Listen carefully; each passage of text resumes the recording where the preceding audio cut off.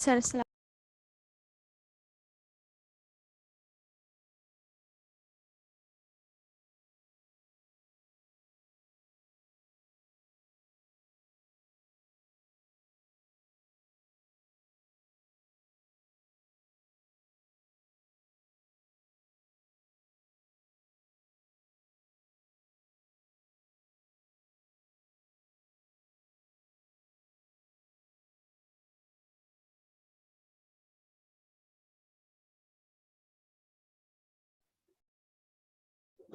আসসালামু আলাইকুম sir.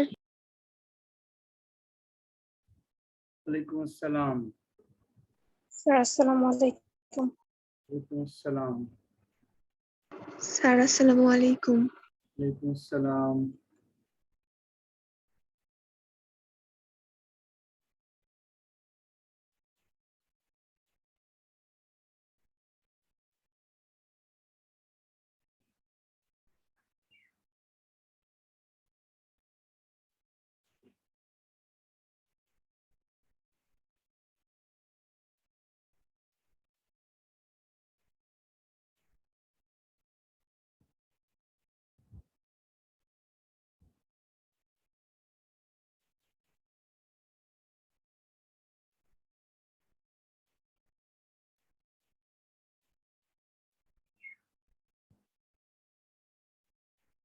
2 wait করি আমরা, বাকি সবার জয়েন করার জন্য জাস্ট একটা মিনিট, তারপর আমরা আমাদের ক্লাস শুরু করে দেব ইনশাআল্লাহ।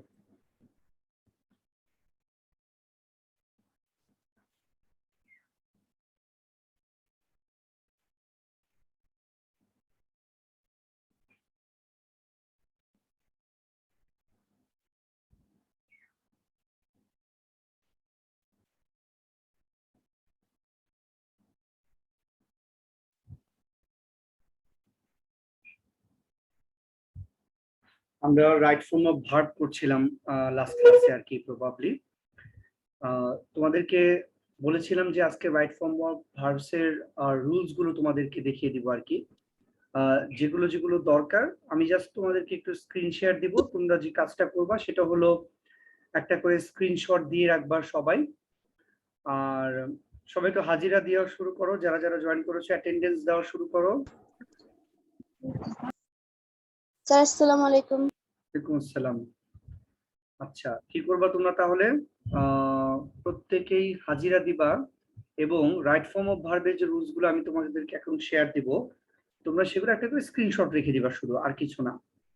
আর আমি এমনি তোমাদের সাথে আলোচনা করে যাচ্ছি, দেখিয়ে দিচ্ছি যে কোনটা কিভাবে হয় এবং কোন কোন নিয়মগুলো তোমাদের জানাটা অতি জরুরি।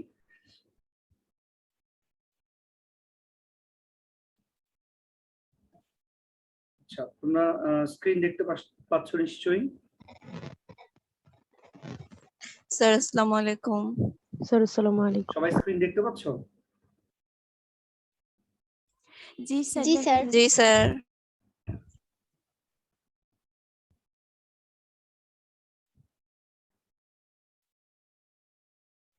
স্ক্রিন দেখতে পাচ্ছ কিনা?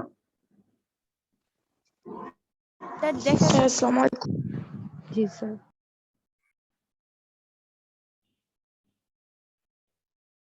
জি স্যার। স্যার আচ্ছা, আসসালামু এটা আলাইকুম। মানে লিখতে হবে না, এখন লিখতে গিয়ে সময় নষ্ট করবো না। আমি জাস্ট তোমাদেরকে দেখিয়ে দেবো, যারা জানো এগুলো তাদের আপাতত দরকার নেই, তারা শুধু এক নজর চোখ বুলিয়ে যাও। আর যারা জানো না শুধু তারাই স্ক্রিনশট গুলো রেখে দাও আর একটু বুঝে নাও আর কি। হ্যাঁ, প্রথমত যেটা আমি বলতে চাই সেটা হচ্ছে সাবজেক্ট যখন থার্ড পারসন সিঙ্গুলার নাম্বার হবে ঠিক তখনই ভার্বের সাথে এস বাই এস হবে প্রেজেন্ট টেন্সে। মানে রাইট ফর্ম অফ ভার্বের ক্ষেত্রে সবার আগে সবচেয়ে জরুরি যে বিষয়টা সেটা হচ্ছে সাবজেক্ট চিনতে পারা আর কি, এবং সাবজেক্টটি থার্ড পারসন সিঙ্গুলার না প্লুরাল সেটা জানা। তো আমি যদি একটু জানতে চাই তোমাদের কাছে যে সাবজেক্ট থার্ড পারসন সিঙ্গুলার বলতে আমরা কি বুঝি, এটা কি মেধা তুমি কি বলতে পারবে এটা? আচ্ছা জান্নাত তুমি বলতে পারবে সাবজেক্ট থার্ড পারসন সিঙ্গুলার মানে কি? ভাইয়ার অ্যাকাউন্ট খোলা না, ভাইয়ার অ্যাকাউন্ট দিয়া বলতে পারি। আচ্ছা কে বলতে পারবে বলো subject third person singular.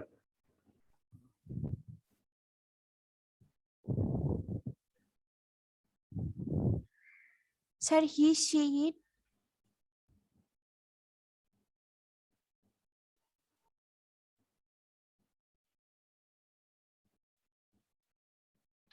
Sir, he, she, it.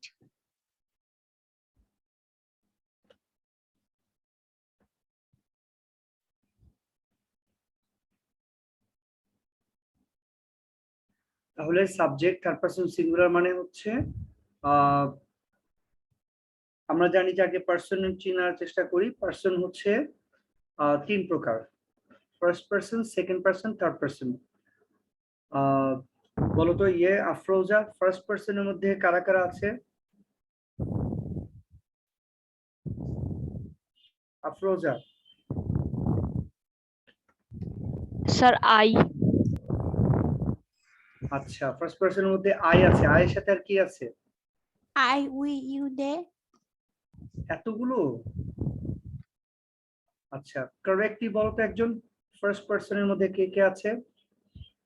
Sir I, we.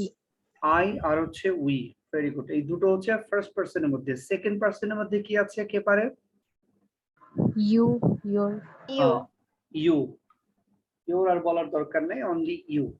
তার মানে হচ্ছে আমি, আমরা, আর হচ্ছে ইউ হচ্ছে তুমি, আবার ইউ মানে হচ্ছে তোমরা, ইউর আর হবে না আর কি। হ্যাঁ তাহলে আমি, আমরা, তুমি, তোমরা, মানে ইউ একবার দিলেই দুবারের অর্থ প্রকাশ পাবে আর কি। তাহলে আমি, আমরা, তুমি, তোমরা ছাড়া ভবে আছে যারা তারা সবাই থার্ড পারসন। তো যেগুলো হচ্ছে একটি সিঙ্গুলার বোঝায় সেগুলো, আর যেগুলো একের অধিক সেগুলোকে প্লুরাল বোঝাবে। যখনই সিঙ্গুলার বোঝাবে তখনই ভার্বের সাথে এস বাই এস যোগ করতে হবে। ঠিক আছে, যখনই সিঙ্গুলার বোঝাবে তখনই ভার্বের সাথে এস বাই এস হবে। আচ্ছা এখন বলো যে যেগুলোকে গণনা করা যায় না তাদেরকে কি বলে, কি নাউন বলে? কাউন্টেবল না আনকাউন্টেবল? আনকাউন্টেবল। আনকাউন্টেবল। ওকে ঠিক আছে, তাহলে আমি বলেছি সাবজেক্ট যদি থার্ড পারসন সিঙ্গুলার হয় তখন ভার্বের সাথে এস বাই এস যোগ করতে হয়। এখন যদি তোমাদের বলি যে তোমাদের আশেপাশে কি আছে এখন আনকাউন্টেবল নাউন, তোমাদের আশেপাশে কি আছে আনকাউন্টেবল নাউন বলো তো আমাকে, একটা নাম বলো। Air, oxygen, water. ওকে বাতাস আছে। বাতাস কি একটি নাকি অনেকগুলি? অনেকগুলি। অনেকগুলি।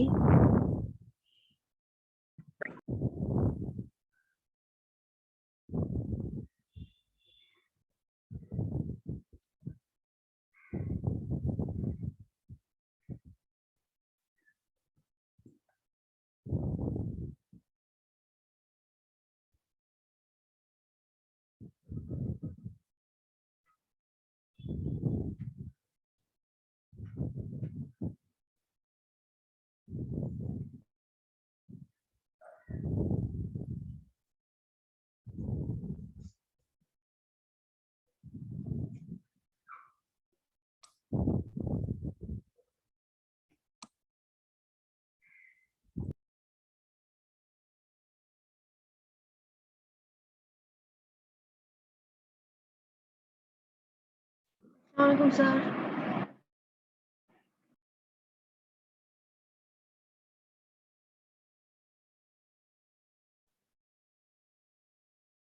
আচ্ছা আমার প্রশ্ন বুঝতে পেরেছো কিনা?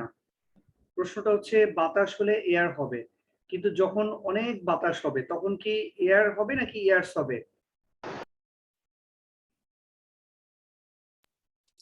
এয়ার হবে। এস হবে না? Years হবে। আচ্ছা, ওটাই জানতে চাচ্ছি আর কি, যে এয়ার্স হবে।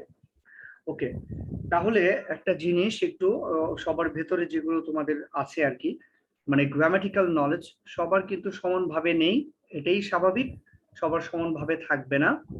তোমাদের যে জিনিসটা জানা লাগবে সবার আর কি, যে বাতাস হচ্ছে আনকাউন্টেবল নাউন, এটিকে কখনোই গণনা করা যায় না। তাই অনেকগুলি বাতাস, এই বাংলাটাই ভুল, ইংলিশও ভুল। অনেকগুলি বাতাস হয় না, হতে পারে অনেক পরিমাণের বাতাস। বুঝতে পেরেছো? তাই এটি কখনোই অনেকগুলি বাতাস এই বাংলাটা বলা যাবে না। তাহলে কি বলতে হবে? অনেক বাতাস, অনেকগুলি না। আর বাতাসকে কখনোই গণনা করা যায় না, তাই বাতাসের সাথে কখনো এস যোগ করে বাতাসের প্লুরাল করা যায় না। তুমি কি আমার কথা বুঝতে পেরেছো আমি কি বলেছি? জি স্যার। ওকে, বাতাসের সাথে যখন এস যোগ করা হয় তখন এটার একটা আলাদা অর্থ হয়। কে পারে বলো তো? স্যার ভাব দেখানো। ভাব দেখানো না, ঠিক, এটা হচ্ছে ভাব আর কি। ভাব, ভাব দেখানো। ইংলিশটা হচ্ছে গিভ ইয়ার্স। একটু দেখো, সবাই একটু বুঝে নাও। গিভ ইয়ার্স মানে, যারা জানে না তারা মনে করবে যে গিভ ইয়ার্স মানে হলো বাতাস দেওয়া। নো, এটা বাতাস দেওয়া না, এটা অর্থ হচ্ছে ভাব দেখানো। এটা হচ্ছে ভাব দেখানো। এবং যদি বলি মেয়েটি ভাব দেখায়, তাহলে তোমাকে বাক্য বানাতে হবে এভাবে, দ্য গার্ল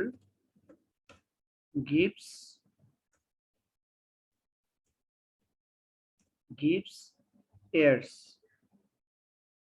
যদি কাউকে প্রশ্ন করো যে তুমি কেন এত ঢং করো, মানে ভাব দেখানো মানে ঢং করা, কেন এত ঢং করো, কেন এত ভাব দেখাও, তখন তুমি প্রশ্ন করবা হচ্ছে why do you give airs to us। ধরো একটু বড় করে দিলাম, to us, আমাদেরকে কেন ভাব দেখাও, আমাদেরকে কেন ভাব দেখাও, হ্যাঁ, আমাদের কাছে কেন ঢং করো। তো এই যে যে বিষয়গুলো মনে রাখবে, এয়ারকে এস দিলে কিন্তু এটা অর্থই কিন্তু চেঞ্জ হয়ে গেল আর কি। হ্যাঁ, একইভাবে দেখো একটা, বলো। আমি স্ক্রিন দেখতে পাচ্ছি না। আরেকটা জিনিস দেখো হচ্ছে ওয়াটার। হ্যাঁ, তো আমরা সবাই জানি যে ওয়াটার শব্দের অর্থ হচ্ছে পানি। এখন আমাকে বলো তো, পানি কি প্লুরাল করা যায়? পানি মানে অনেকগুলো পানি কি হবে না হবে না? তুই কি বলো? হবে না।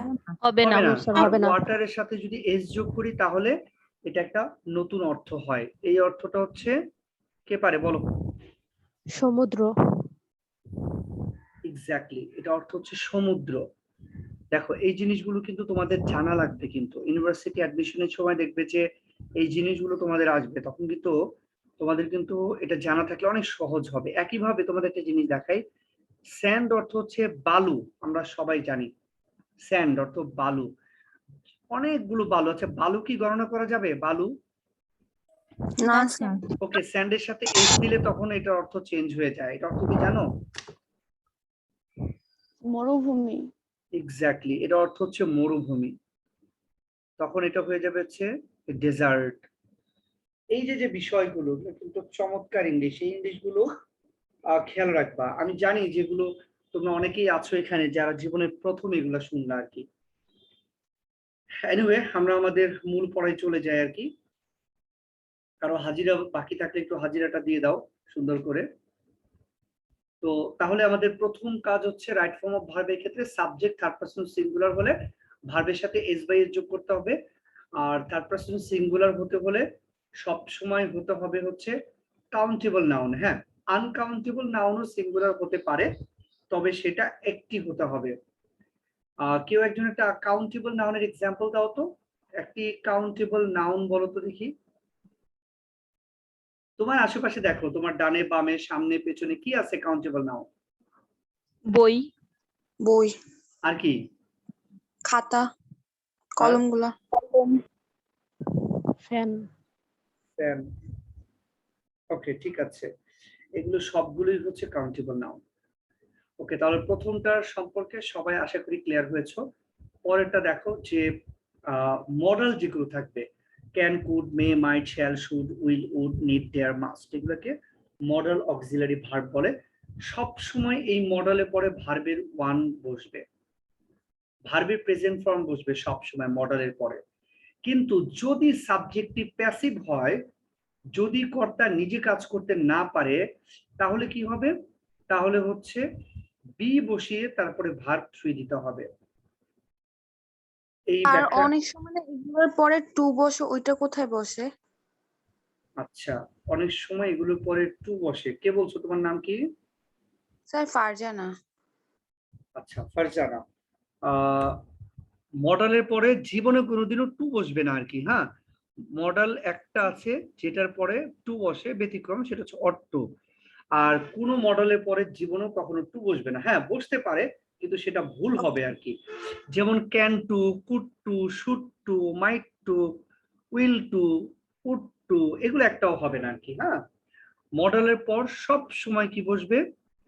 তোমার হচ্ছে ভার্বের প্রেজেন্ট ফর্ম বসবে। আর একটার সাথে, শুধু অট্টুর সাথে হচ্ছে তোমার মানে টু বসে অটের সাথে, এটা অর্থ হচ্ছে উচিত। যেমন উই অট টু, সবাইকে একটু দেখিয়ে দেই। উই অট টু, মনে করো লাভ দ্য পুয়ার, মনে করো আমাদের সবার উচিত গরিবদেরকে ভালোবাসা। এইটাকে প্যাসিভ করব আমি। রোকসানা, এটাকে প্যাসিভটা করো করো, এটাকে প্যাসিভ বানাও। We ought to love the poor. The poor ought to. হ্যাঁ, বলো। Sir the poor ought to by. Okay, ঠিক আছে, থ্যাংক ইউ। রোকসানাকে বলেছি, রোকসানা কই? দ্য পুয়ারের পরে বলো, আর উচ্চারণটা তো পোর না, পুয়ার। আচ্ছা, রোকসানা নাই, sakura. The poor ought to be loved by us.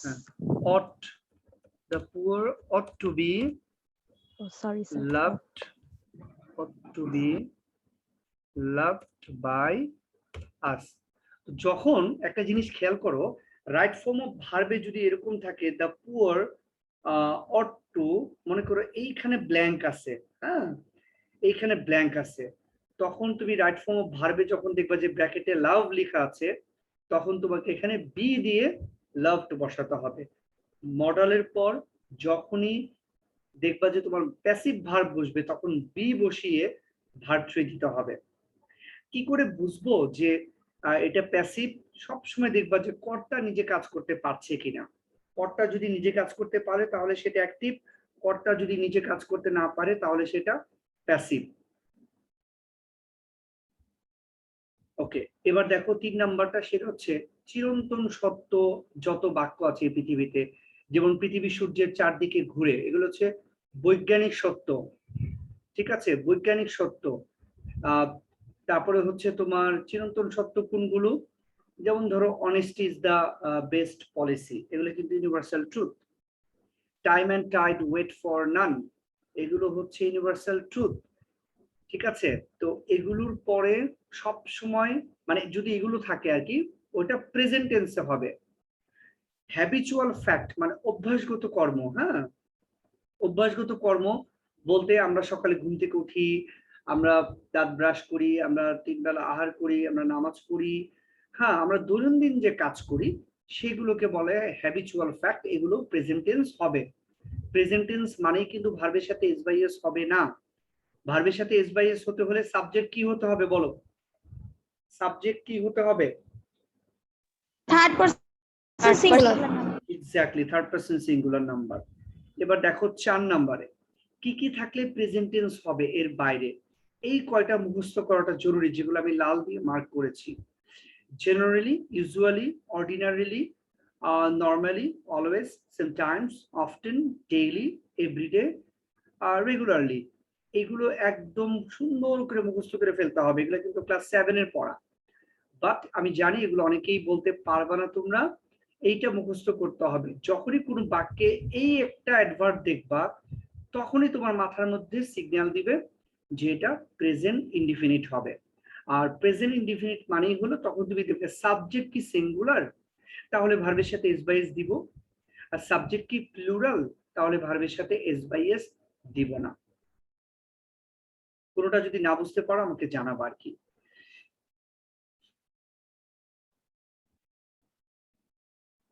দরকার নেই।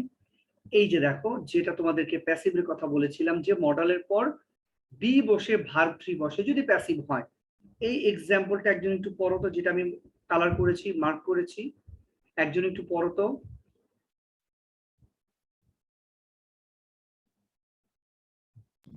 The work can be done immediately. ওকে, ঠিক আছে, থ্যাংক ইউ ভেরি মাচ। তাহলে এইখানে প্রশ্ন ছিল the work can do, the work can do. এখন এটা কিন্তু আমরা জানি যে মডেলের পরে ভার্বের প্রেজেন্ট ফর্ম হয়, কিন্তু এটা কিন্তু ক্যান ডু কিন্তু হলো না, কি হয়েছে? Can be done. কেন হয়েছে তোমরা কি বুঝতে পেরেছো মেয়েরা? ক্যান বি ডান কেন হয়েছে? স্যার প্যাসিভ আছে তাই।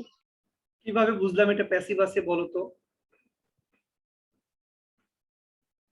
স্যার কারণ এই কর্তা কাজ করছে না। Very good. আর একটু স্পেসিফিক্যালি বলবে যে স্যার কর্তা এখানে ওয়ার্ক, ওয়ার্ক মানে কাজ করা, কাজ তো আর নিজে নিজে কি করে না, মানুষের দ্বারা করা হয়, দ্যাটস ওয়াই এটা প্যাসিভ। এইভাবে করে বুদ্ধিমতী হতে হবে। নেক্সট বাক্যটা দেখো, দ্য ডিউটি মাস্ট পারফর্ম। আচ্ছা বলো তো, কর্তা এখানে ডিউটি পারফর্ম মানে সম্পাদন করা, ডিউটি কি নিজে নিজে কি পারফর্ম করতে পারে? No, sir. No. তার মানে এটা প্যাসিভ, আর প্যাসিভ মানে বি বসাতে হবে, তারপর ভার্ব থ্রি দিতে হবে। তোমরা কি খেয়াল করেছো? এই অ্যান্সারটা খেয়াল করেছো তোমরা?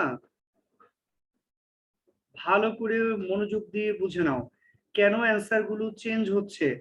এখানে আছে অল দ্য ম্যাঙ্গোস। বলো, অল দ্য ম্যাঙ্গোস কি নিজে নিজে কি খেতে পারে? No, sir. No. No, sir. সেজন্য প্যাসিভ। আর প্যাসিভ মানেই দেখো কিভাবে অ্যান্সার দিতে হয়। তাহলে তোমরা যখন রাইট ফর্ম অফ ভার্ব করবে তখন সব সময় তোমরা খেয়াল করবে যে যখনই প্যাসিভ হবে তখনই তোমরা মডেলের পরে বি বসাবা, বি বসিয়ে ভার্ব থ্রি বসাবা। ক্লিয়ার সবাই এটা নিয়ে? সবাই ক্লিয়ার হয়েছে সবাই? Yes, sir. ওকে, ঠিক আছে। তাহলে আমরা একটু 8 নাম্বার নিয়মে আসি। যখনই দেখবা হ্যাভ হ্যাজ আছে, যখনই দেখবা রাইট ফর্ম অফ ভার্ব তুমি যখন করবা, ব্র্যাকেটে যে ভার্বটা দেওয়া আছে তার আগে হ্যাভ অথবা হ্যাজ আছে, তার মানে ওইটা ভার্ব থ্রি হবে, পরে প্রেজেন্ট পারফেক্ট হবে। এটা মাথায় রাখবা, হ্যাভ হ্যাজ হ্যাড এর পরে প্রেজেন্ট পারফেক্ট হয়। এবার জরুরি হচ্ছে এটা মুখস্থ করতে হবে। হ্যাভ হ্যাজ যদি না থাকে তাহলে তুমি কিভাবে বুঝবা যে ওটি প্রেজেন্ট পারফেক্ট টেন্স হবে?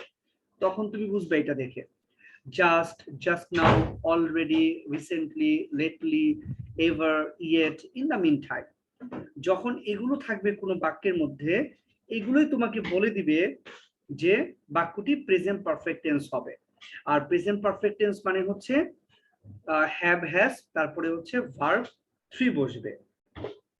এক্সাম্পল যদি আমি দেখাতে চাই তোমাদের, Rabeya take her dinner just নাও।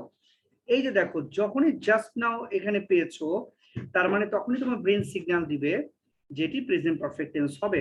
তাই এটা আনসারটা কি হয়েছে দেখো, হ্যাজ টেকেন। হ্যাজ টেকেন কেন হয়েছে? বিকজ এখানে জাস্ট নাও ছিল। বুঝেছো মেয়েরা? সবাই বুঝেছো? Yes, sir. ওকে, একই সাথে 10 নম্বরটা দেখো, এইগুলো থাকলে আবার হবে পাস্ট ইনডিফিনিট টেন্স। একজন আমাকে বলো তো, কে পারে পাস্ট ইনডিফিনিটের প্যাসিভ স্ট্রাকচার, সরি পাস্ট ইনডিফিনিটের স্ট্রাকচারটা বলো তো। পাস্ট ইনডিফিনিটের স্ট্রাকচার সাবজেক্টের পরে কি হয় একজন বলো? Verb 3. ভার্ব 3 হয় Afroza? Verb 2. Sorry. Verb 2। Verb 2 মানে হচ্ছে ভার্বের পাস্ট ফর্ম। ওকে, ঠিক আছে। তাহলে এগুলো থাকলে সবসময় খেয়াল রাখবে পাস্ট ইনডিফিনিট টেন্স হবে মানে ভার্ব 2 হবে। এগুলো সব মুখস্থ করে ফেলবে তোমরা। ওকে, যেমন the boy go home yesterday, যখনই এখানে ইয়েস্টারডে রয়েছে তখনই আমাদের বুঝতে হবে যে গোটা চেঞ্জ হয়ে ওয়েন্ট হয়ে যাবে, ওয়েন্ট। ওকে, আজকে আর দেখাবো না, আজকে 10টায়। আজকে তোমাদেরকে আমি একটা নিয়ম দেখালাম, এখন তোমাদেরকে আমি একটা এক্সারসাইজ করতে দিব। দেখাবো যে এক্সারসাইজের মধ্যে কোনগুলো কোনগুলো তোমাদের মানে মিলে যায় আর কি। যেগুলো মিলে যায় সেগুলো তোমরা করবে, আর যেগুলো মিলে না সেগুলো হয়তো আগেও অনেকে জানো, সেগুলোর উপর থেকে করবে। আর না পারলে তো আমি আছি, তোমাদেরকে বুঝিয়ে দিব, অসুবিধা নাই। সবাই স্ক্রিনের দিকে খেয়াল করে একটু।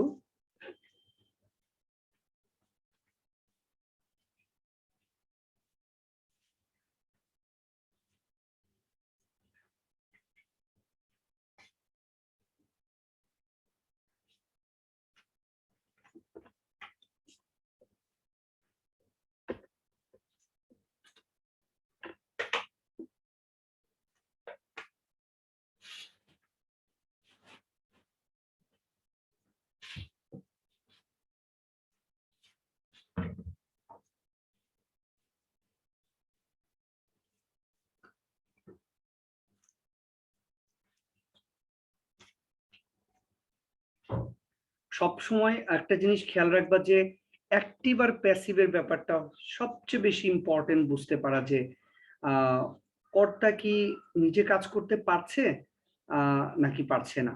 নিজে কাজ করতে পারলে একরকম, না পারলে আরেক রকম। আচ্ছা, সবাই কি তুমি স্ক্রিন কি দেখতে পাচ্ছ সবাই?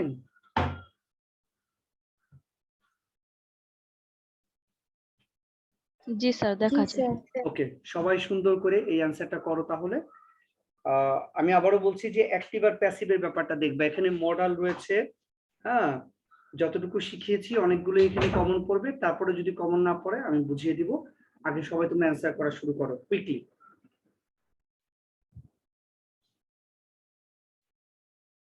কারো যদি হাজিরা দেওয়া বাকি থাকে, অ্যাটেন্ডেন্সটা এখন যদি বাকি থাকে তোমরা দিয়ে দাও দ্রুত।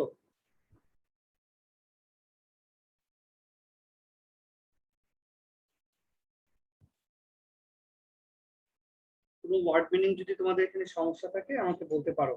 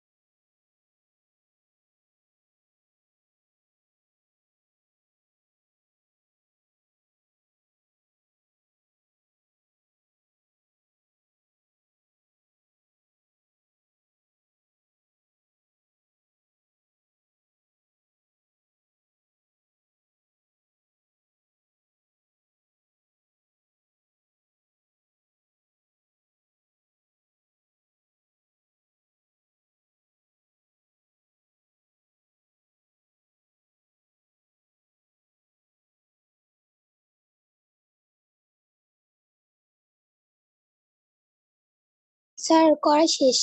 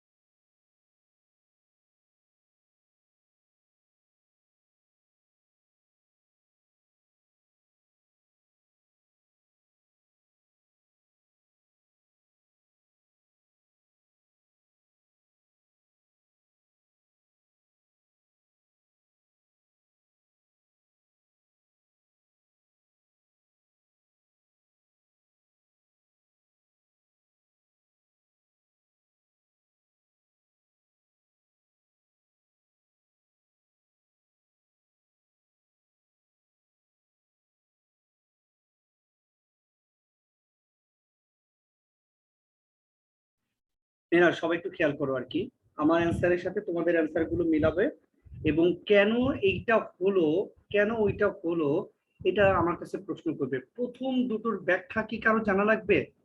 ইজ রিগার্ডেড এবং বি কম্পেয়ার্ড কেন হবে?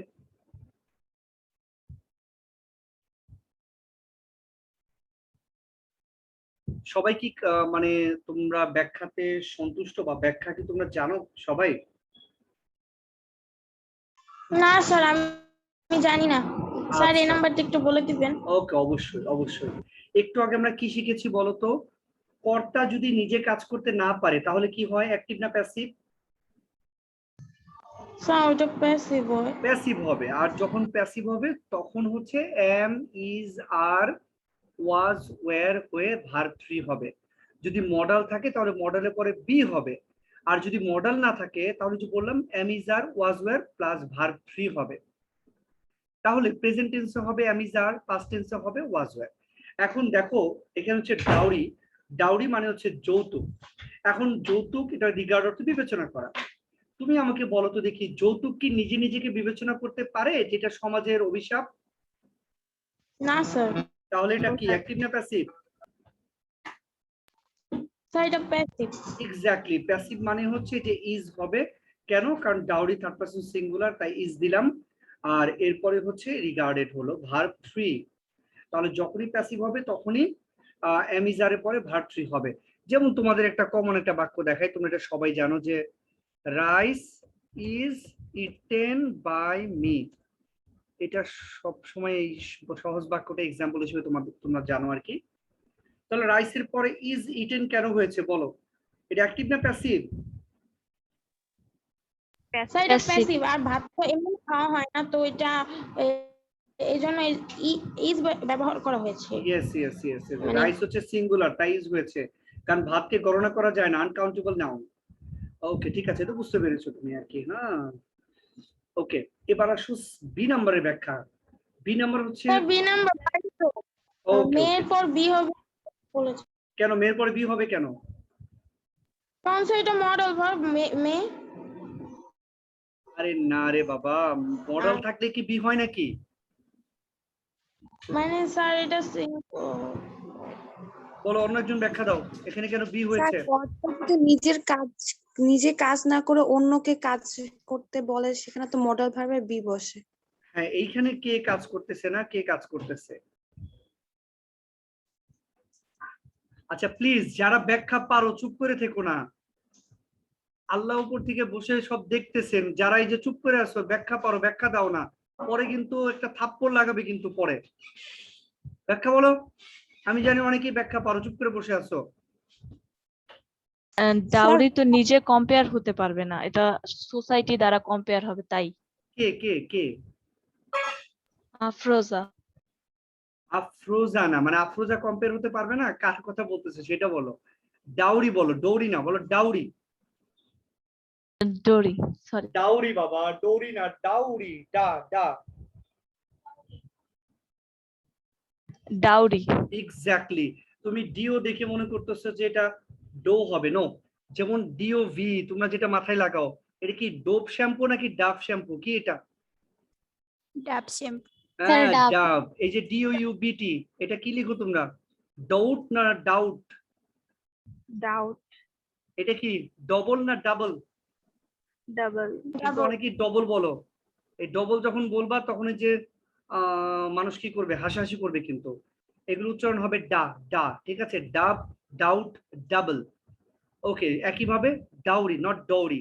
আফরোজাকে ধন্যবাদ, আফরোজা ধরতে পেরেছে। এখানে ইট হচ্ছে dowry, it third person singular definitely, এবং ইট হচ্ছে এখানে কাজ করতে পারছে না। কিভাবে বুঝবো? ইট তো ডাউরি, কম্পেয়ার অর্থ হচ্ছে তুলনা করা। ডাউরির ক্ষমতা আছে নিজে নিজেকে তুলনা করার, নাকি মানুষের দ্বারা তুলনা করা হয়? স্যার মানুষের দ্বারা তুলনা করা হয়। এক্স্যাক্টলি, তাহলে কর্তা কিন্তু এখানে মানুষ না, কর্তা হচ্ছে ইট, তাই এটা প্যাসিভ, সেই জন্য এটা প্যাসিভের জন্য বি হয়েছে।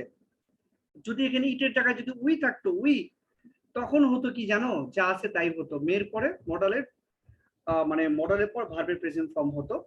যদি এখানে উই থাকতো, কারণ আমরা তো নিজেরা তো কম্পেয়ার করতে পারি, তাই এটা তখন চেঞ্জ হতো না। ওকে, এবার আসো সি নাম্বার। সি নাম্বার দেখো লেখা আছে ইজ, তার মানে এটা উত্তর হবে ইনক্রিজিং। ব্যাখ্যা যেটা জানা লাগবে সেটার ব্যাখ্যাই দিব। কোনো ব্যাখ্যা জানা লাগবে এটা?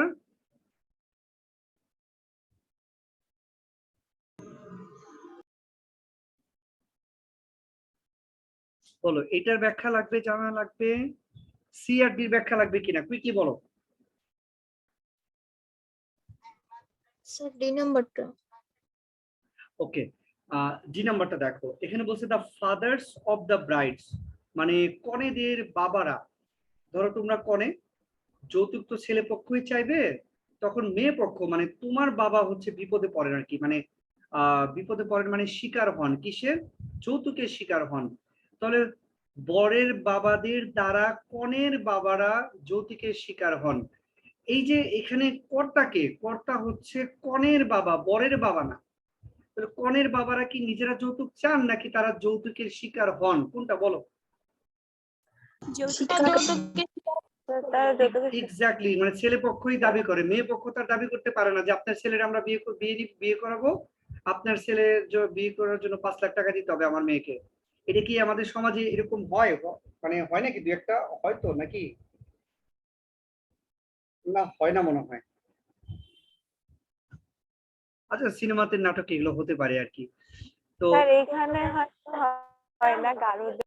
হ্যাঁ হ্যাঁ হ্যাঁ, ওই যে চাকপাক গারো ওদের সমাজে হতে পারে আর কি, কারণ যেখানে পুরুষেরা ঘরে বসে থাকবে, নারীরা বাইরে কাজ করবে আর কি। ওকে মেয়েরা, তারপর এটা দেখো, ইফ যদি স্টেপস টেক, আমাকে একটু বলো তো দেখি, এখানে কর্তা হচ্ছে স্টেপস মানে পদক্ষেপ, টেক মানে নেওয়া। আচ্ছা, পদক্ষেপ কি নিজে নিজেকে নিতে পারে? না। না স্যার। এক্স্যাক্টলি, তার মানে প্যাসিভ। আর স্টেপস মানে অনেকগুলো, তাই এটা হবে আর, তারপরে ভার্ব 3 টেকেন, হয়ে গেল উত্তর। যদি পদক্ষেপ নেওয়া হয় against those greedy people, ওই লোভী ব্যক্তিদের বিরুদ্ধে যদি পদক্ষেপ নেওয়া হয়, তাহলে ইট গ্রাস্প আওয়ার সোসাইটি। আচ্ছা, পদক্ষেপ নেওয়া হলে আমাদের সমাজকে এটা কি গ্রাস করবে না করবে না? করবে না। করবে না। এক্স্যাক্টলি, তাহলে এটা হবে উইল নট গ্রাস্প, করবে না, উইল নট গ্রাস্প। এখন এখানে একটা গ্রামারের নিয়ম আছে, কমপ্লিটিং সেন্টেন্সের রুলস আছে। ইফ যুক্ত বাক্যের প্রথম অংশ যদি প্রেজেন্ট হয়, পরেরটা ফিউচার হয়। স্যার বলো। স্যার ই নাম্বারে আমরা আর এর পর নট বসাতে পারবো না, আর নট টেকেন? অবশ্যই, এটা যদি তুমি আর নট টেকেন দাও, তাহলে পরেরটাই নট দিবা না, উইল গ্রাস্প দিবা, তাহলে উত্তর হবে। ওকে। যদি পদক্ষেপ না নেওয়া হয় তাহলে গ্রাস করবে, আর যদি বলো যে পদক্ষেপ নেওয়া হয় তাহলে গ্রাস করবে না। কত ইন্টেলিজেন্ট মেয়ে দেখছো। আচ্ছা, তাহলে খেয়াল করো, আমরা পরেরটাই চলে যাই, জি নাম্বারে। ইট ইজ মেইনলি সি, এই যে দেখো আবারও এটা সাবজেক্ট হচ্ছে ইট, সি মানে দেখা। এবার আমাকে বলো, ইট কি নিজে নিজেকে দেখে, দেখতে পারে? No sir. তাই এটা প্যাসিভ, আর প্যাসিভ মানে ভার্ব 3 বসিয়ে দিলাম। আচ্ছা, প্যাসিভ মানে তো অ্যামিজার দিতে হয়, এখানে ইজ দিলাম না কেন? ইস তো দেওয়াই আছে। এক্স্যাক্টলি, দেওয়াই আছে। এই তো, এরকম বুদ্ধিমতী কিন্তু আমার দরকার আর কি। ওকে, তারপরটা চলে আসো আর কি। It is seen in the rich and educated society who take dowry. এটি দেখা যায় শিক্ষিত এবং ধনী সমাজের মধ্যে যারা যৌতুক নেন। শিক্ষিত এবং ধনী সমাজ নিজেরা যৌতুক নিতে পারে না পারে না? পারে। পারে। পারে মানে হচ্ছে এটা হচ্ছে অ্যাক্টিভ, আর অ্যাক্টিভ মানে ভার্বের প্রেজেন্ট ফর্ম হবে, কোনো অ্যামিজার হবে না, তাই এটা উত্তর হবে ঠিক। শিক্ষিত এবং ধনী সমাজ, শিক্ষিত এবং ধনী সমাজ এটা প্লুরাল হিসেবে বসেছে এখানে, শিক্ষিত এবং ধনী সমাজ। শিক্ষিত একটা সমাজ এবং ধনী একটা সমাজ, ঠিক আছে। এরপরটা দেখো, উই হ্যাভ টু, টুর পরে ভার্বের প্রেজেন্ট ফর্ম, মনে রাখবা যখনই টু দেখবা তখনই ভার্বের প্রেজেন্ট ফর্ম হবে, তাই এটা যা আছে তাই হবে। লাস্টেটা দেখো, কর্তা হচ্ছে কালপ্রিটস মানে অপরাধী, পানিশ হচ্ছে শাস্তি দেওয়া। এবার আমাকে বলো, অপরাধীরা কি নিজেরা নিজেদেরকে শাস্তি দিবে? না স্যার। না। তাহলে এটা প্যাসিভ, তাই শুডের পরে কি দিতে হবে? বি। তারপরে পানিশের সাথে ইডি। এবার বলো, এই 10টার কোনোটার ব্যাখ্যা লাগবে নাকি তোমাদের? না স্যার। ওকে, তাহলে রাইট ফর্ম অফ ভার্ব কিভাবে করতে হবে, একদম লক্ষ্মী বাচ্চার মতো ভালো করে বুঝে বুঝে এইভাবে ব্যাখ্যা দিয়ে দিয়ে করতে হবে। 4 মিনিট বেশি হয়ে গিয়েছে, আজকের মতো শেষ করতে হচ্ছে। ইনশাল্লাহ নেক্সট ক্লাসে আবার আরো 10টা নিয়ম তোমাদেরকে শিখিয়ে দিব, তারপরে হচ্ছে তোমাদেরকে আবার একটা এক্সারসাইজ করাবো। তো সবাই সন্তুষ্ট হয়েছো? সবাই বুঝতে পেরেছো ক্লিয়ারলি কিভাবে রাইট ফর্ম ভার্ব ইউজ করা জি হচ্ছে? স্যার। ওকে, ঠিক আছে, তাহলে ভালো থাকো সবাই, আল্লাহ হাফেজ। স্যার আসসালামু আলাইকুম। আসসালামু আলাইকুম। আসসালামু আলাইকুম।